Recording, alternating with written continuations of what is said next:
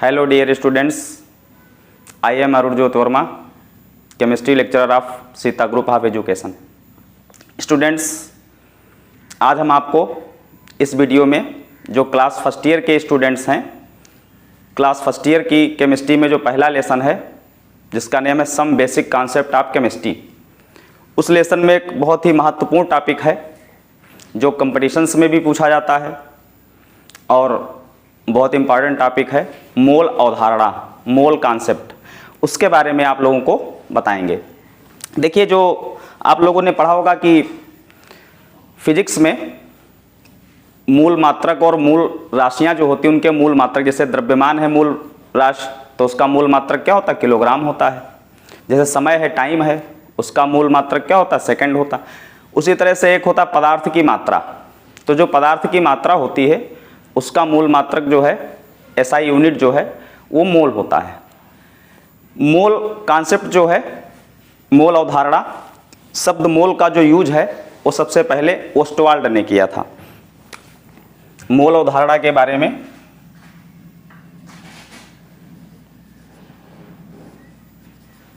मोल अवधारणा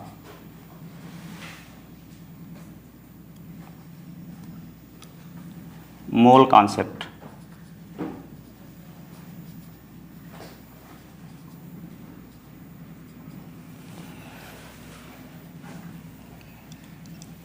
मोल अवधारणा, mole concept, ये टॉपिक पढ़ना है।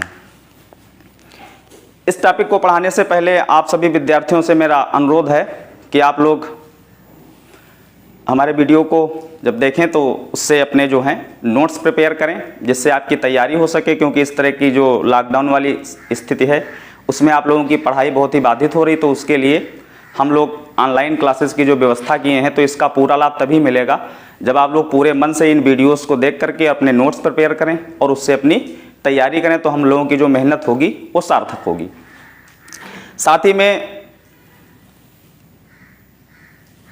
वीडियो को लाइक और शेयर भी कर दिया करें, क्योंकि बहुत स्टूडेंट होते हैं जो वीडियो देखते हैं लेकिन उसको लाइक और शेयर नहीं करते हैं, तो उसको लाइक और शेयर कर दिया कीजिए। और आप हमारे channel Sita group of education को सब्सक्राइब कर लीजिए जिससे आपको जो हमारे लेटेस्ट नोटिफिकेशंस हैं वो मिलते रहें। तो हमको आज टॉपिक फर्स्ट ईयर में जो पहला लेसन है फर्स्ट ईयर का, some basic concept of chemistry, उसके अंतर्गत टॉपिक पढ़ना है मोल अवधारणा, मोल कॉन्सेप्ट। ये बहुत ही इंपॉर्टेंट टॉपिक है। मैंने बताया कि इससे कंपटीशंस में भी पूछा जाता है।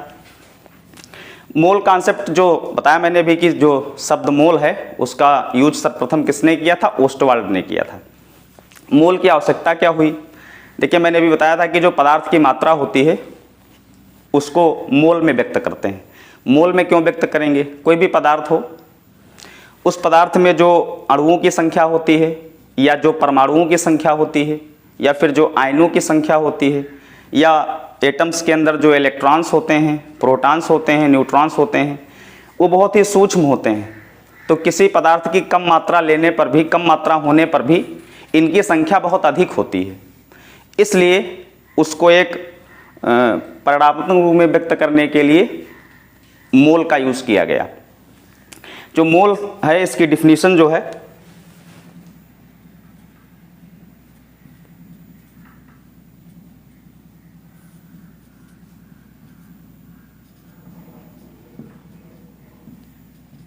डिफिनीशन जो मोल की है, तो एक मोल, किसी पदार्थ की मात्रा अगर एक मोल होती है तो एक मोल में उसके जो पार्टिकल्स होते हैं पदार्थ के 6.023 इंटू 10⁻23 इतने होते हैं।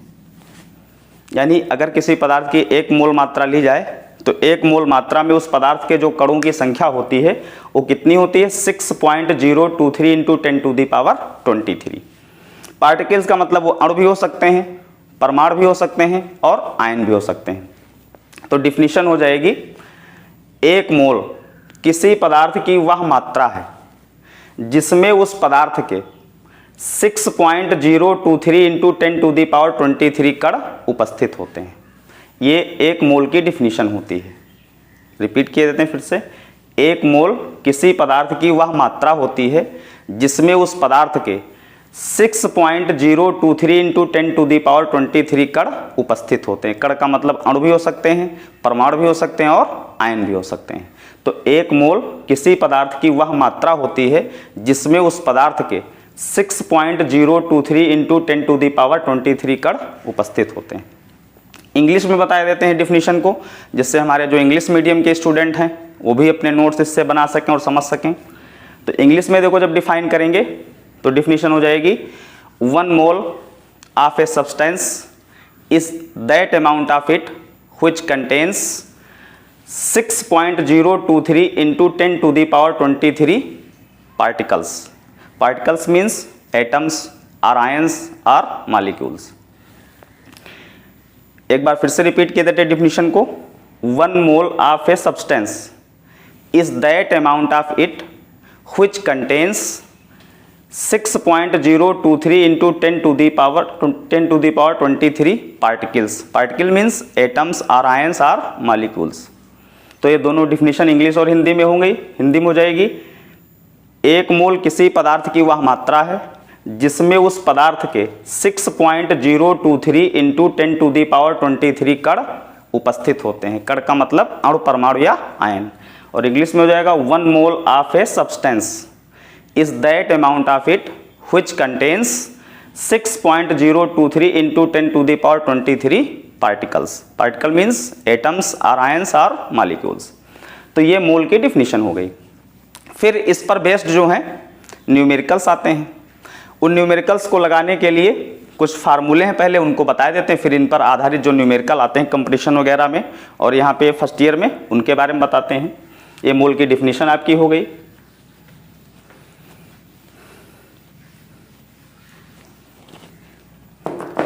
देखिए किसी भी सब्सटेंस के अगर मोल निकालने होंगे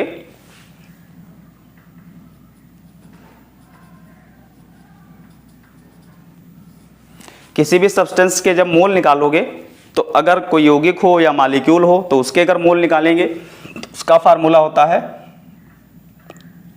number of moles equal to weight of substance, weight of substance upon molecular weight of substance. Molecular weight of substance.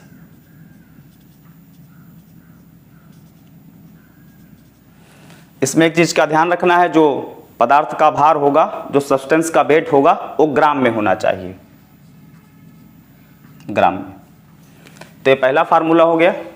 अगर किसी कंपाउंड या मॉलिक्यूल के आपको number of moles find out करने हैं तो उसके लिए फार्मूला होगा मोलों की संख्या बराबर नंबर ऑफ मोल्स बराबर वेट ऑफ सब्सटेंस, यानी पदार्थ का भार, और भार किस में होना चाहिए, ग्राम में, अपान हो जाएगा मॉलिक्यूलर वेट ऑफ सब्सटेंस, यानी पदार्थ का अणुभार। तो अगर कोई यौगिक हो या मॉलिक्यूल हो तो उसके जब मोल निकालेंगे तो मोल निकालने के लिए फार्मूला यूज करेंगे मोलों की संख्या बराबर पदार्थ का भार, और किस में होगा, ग्राम में, अपान हो जाएगा पदार्थ का अणुभार। ये नंबर ऑफ मोल्स निकालेंगे। अगर मान लीजिए कोई एटम हुआ तो उसके लिए जब करेंगे फॉर एटम, अगर कोई एटम हो उस एटम के हमको नंबर ऑफ मोल्स निकालने हो तब फार्मूला होगा number of moles equal to weight of atom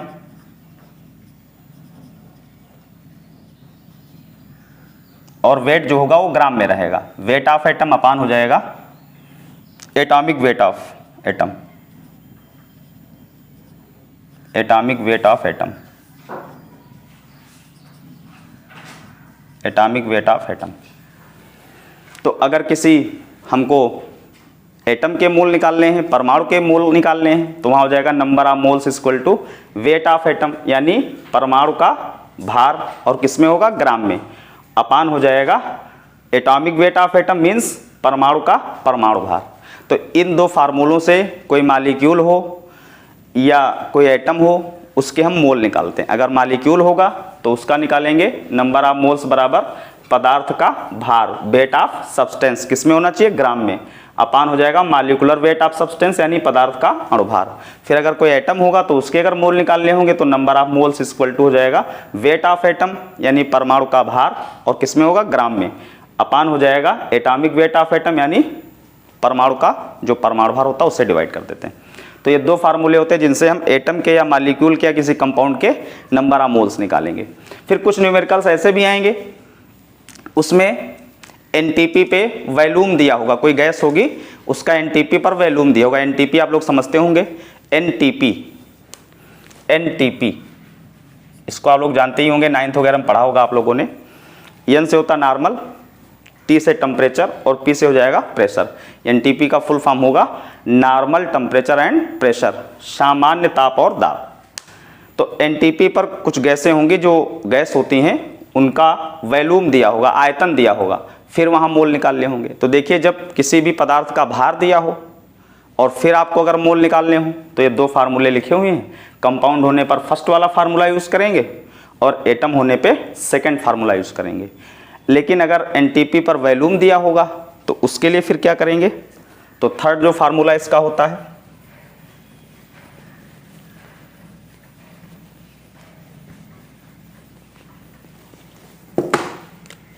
third में जब एनटीपी पर किसी भी गैस का वैल्यूम दिया हो तो the number of moles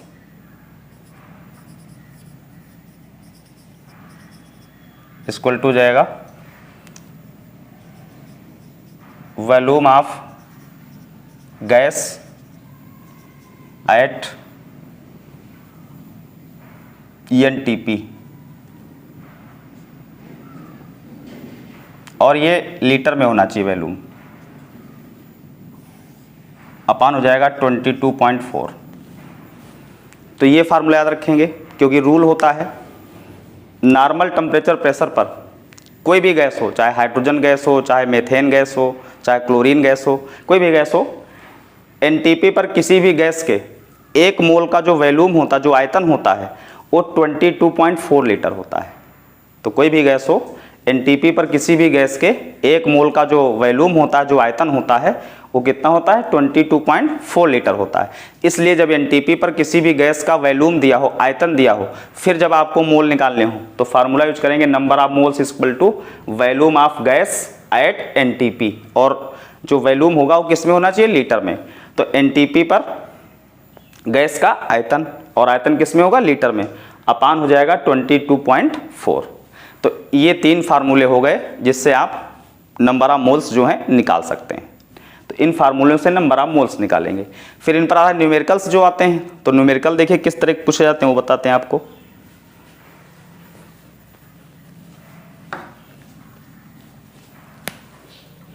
numerical में जैसे आपका है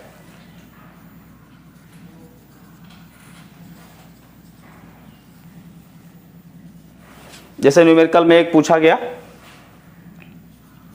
9.2 ग्राम एथेनॉल। एथेनॉल का फार्मूला आप लोगों ने पढ़ा होगा स्कूल में, C2H5OH। तो न्यूमेरिकल आया कि 9.2 ग्राम एथेनॉल में अणुओं की संख्या की गणना कीजिए। अणुओं की संख्या की गणना कीजिए।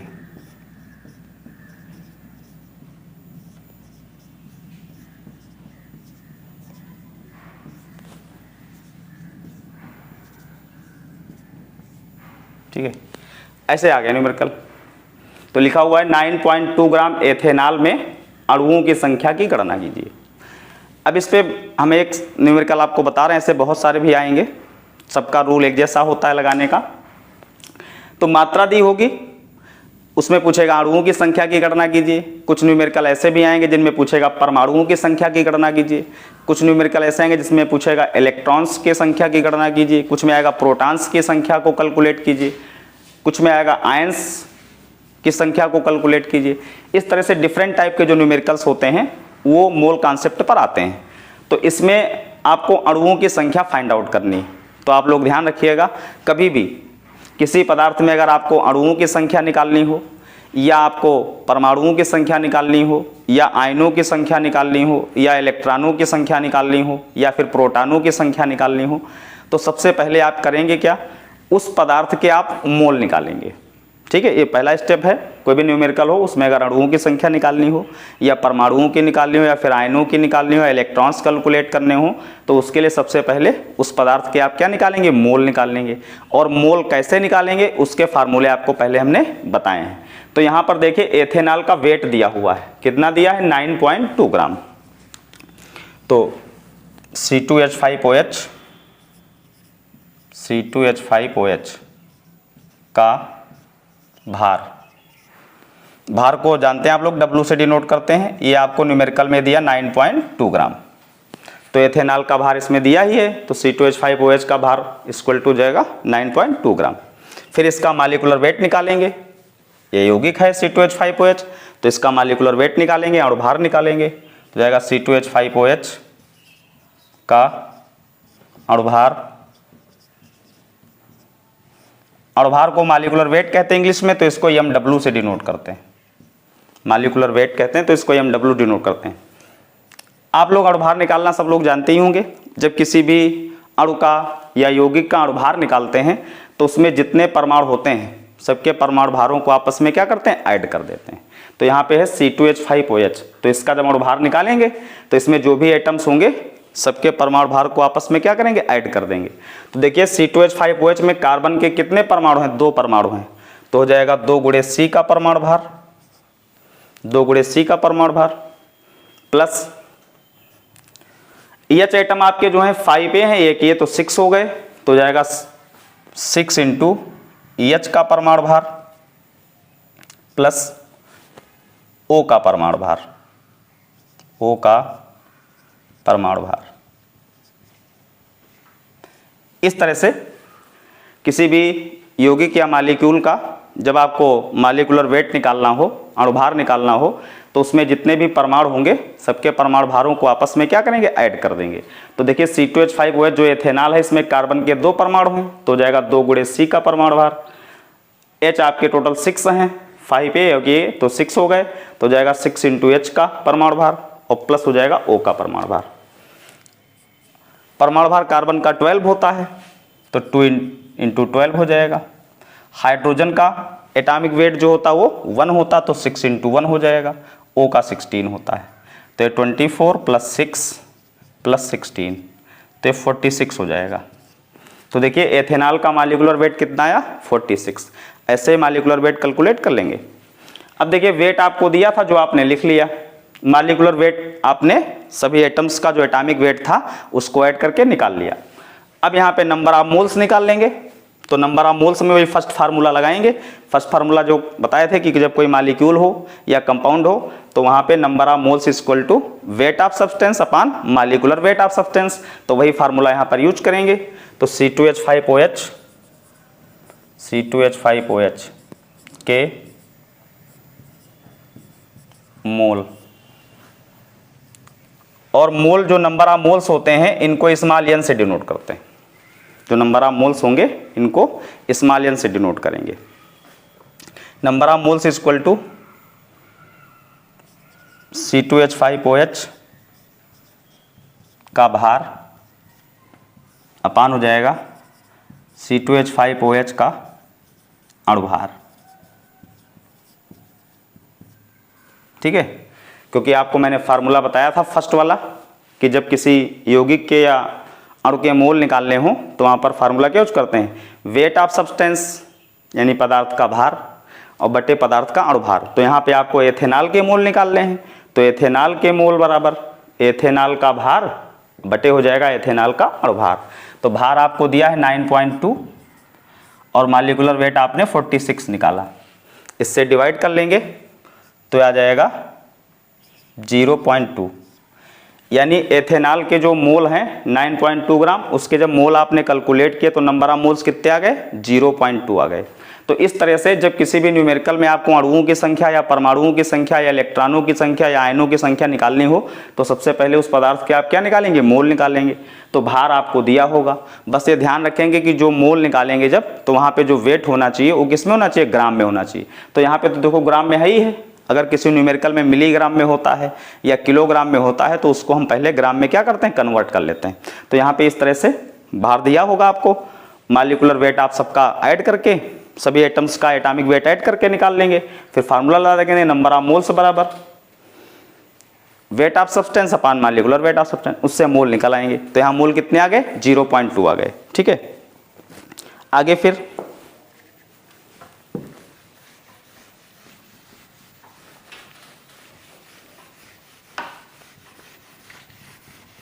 अब देखिए यहाँ पे 0.2 मोल आए, तो 0.2 मोल हो गए। फिर अभी मैंने बताया था कि किसी भी पदार्थ का अगर 1 मोल होगा तो 1 मोल में जो अणुओं की संख्या होगी या जो परमाणुओं की संख्या होगी या जो आयनों की संख्या होगी वो कितनी होगी, 6.023 इंटू 10⁻23। तो अगर 1 मोल एथेनॉल हो तो 1 मोल एथेनॉल में जो अणुओं की संख्या, देखिए यहाँ पे आपको अणुओं की संख्या कैलकुलेट करनी है।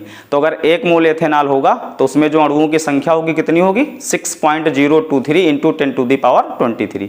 ये जो नंबर है इसको एवोगैड्रो नंबर भी कहा जाता है। ठीक है, तो 1 मोल अगर एथेनॉल होगा तो उसमें अणुओं की संख्या रहेगी 6.023 इंटू 10⁻23। तो हो जाएगा, चूंकि 1 मोल C2H5OH में अणुओं की संख्या बराबर अणुओं की संख्या बराबर 6.023 इंटू 10⁻23। कोई भी पदार्थ हो, किसी भी पदार्थ के 1 मोल में बताए जो अणुओं की संख्या होती है, जो परमाणुओं की संख्या होती है, जो आयनों की संख्या होती है वो कितनी होती है, 6.023 इंटू 10⁻23। और इसी नंबर को, ये जो नंबर लिखी हुई इस नंबर को क्या कहते हैं, एवोगैड्रो नंबर कहते हैं। तो 1 मोल अगर एथेनॉल लेंगे तो उसमें अणुओं की संख्या ये रहेगी। और यहाँ पे देखिए मोल कितने आए, 0.2 आए।